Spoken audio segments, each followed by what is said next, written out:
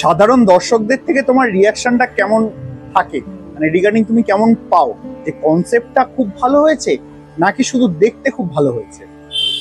এটা খুব ভালো একটা কোয়েশ্চেন, মানে আমি বলবো, কারণ এই দ্বন্দ্বটা আমাদের মধ্যে সবসময় চলে। মানে আমরা ধরো একটা কাজ করছি, সেইটা ধরো এমন একটা কিছু নিয়ে কাজ করছি যেটা মানুষের বুঝতে হয়তো কোনো জায়গায় প্রবলেম হচ্ছে, কিন্তু ওভারঅল সেটা দেখে মানুষের ভালো লাগছে। তো আমাদের দেখো, সবসময় আমরা যখন কাজ করি, আমরা তো যতই হোক একটা পাবলিক প্ল্যাটফর্মে কাজ করছি, মানুষকে ভালো লাগানোর একটা দায় আমাদের থাকে, যে এরকম আমরা বলতে পারি না যে আমি যা খুশি করছি মানুষকে ভালো লাগতেই হবে।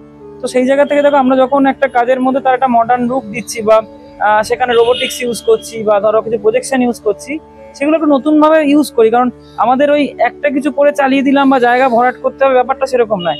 কনসেপ্টটা নিয়ে আমরা বহুদিন ধরে একটা যাপনের মধ্যে থাকি। একটা পুজো মানে সে শুধু এক বছরের ব্যাপার সেটা কিন্তু নয়। আমরা পরপর ধরো 4-5 বছরের কনসেপ্ট একসঙ্গে চলছে, এবং সেইটা নিয়ে আমরা বাঁচি প্রতিটা সময়।